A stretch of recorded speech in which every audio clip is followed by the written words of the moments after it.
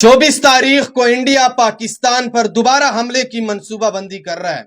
आप लोगों को बताता चलूं कि इस वक्त इंडिया की सरजमीन पर 18 से ज्यादा जंगी कार्गो जहाजें उतर चुकी है, जिसका ताल्लुक इसराइल और अमेरिका से बताई जा रही है। इस वक्त इसकी कुछ वीडियोज और कुछ तस्वीर भी सोशल मीडिया पे वायरल है और बड़े बड़े जो तज्जियाकार है, बड़े बड़े जो सहाफी हजरात है, वो भी इस चीज को वेरीफाइड कर रहे हैं कि हाँ, इंडिया की सरजमीन पे 18 से ज्यादा जंगी कार्गो जहाजें उतर चुकी है और बहुत बड़ा साजो सामान वो इंडिया पहुंचा चुकी है। आप लोगों को बताता चलूं कि इस वक्त इंडिया के अंदर एक्स पर 24 तारीख टॉप ट्रेंड कर रहा है।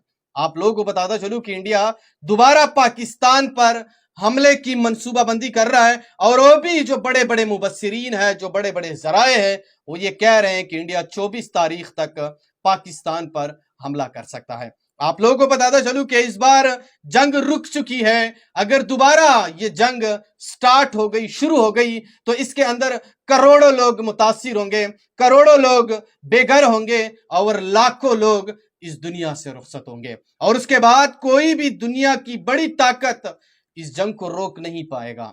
आप लोगों को बताता चलूं कि यूएनएन का एक रिपोर्टर है, उसने कहा है कि इंडिया ने पाकिस्तान को हल्का लिया था, इस बुनियाद पे इंडिया को नुकसान हुआ। अगर इंडिया पाकिस्तान को थोड़ा भारी देता तो शायद इंडिया को बड़ा नुकसान नहीं उठाना पड़ता। आप लोगों को बताता चलूं कि इस वक्त हालात इंडिया और पाकिस्तान के माबैन तो सिर्फ फायरबंदी हुई है, जंग बंदी नहीं हुई है। क्योंकि कल इंडिया के प्राइम मिनिस्टर ने कहा है कि सिंदूर ऑपरेशन हमने सिर्फ रोका है, खत्म नहीं किया है। अब आप इस चीज से भी अंदाजा लगा सकते हैं कि इंडिया दोबारा पाकिस्तान पर हमले की मंसूबाबंदी कर रहा है और शायद जो बड़े बड़े मुबस्सिरीन हैं, जो बड़े बड़े जराए हैं, वो इस चीज को क्लेम कर रहे हैं कि 24 तारीख तक इंडिया जो है वो दोबारा पाकिस्तान पर हमला करेगा। आप लोगों को बताता चलूं कि अगर इंडिया ने पाकिस्तान पर दोबारा हमला किया तो इसके जो नताइज सामने आएंगे ये बड़े तबाहकुन होंगे।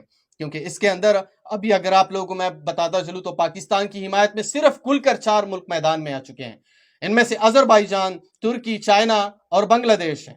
अगर इंडिया की बात की जाए तो इंडिया का सबसे पहला जो है इसराइल है, लेकिन उसने सरकारी सतह पर उसकी हिमायत का ऐलान नहीं किया है।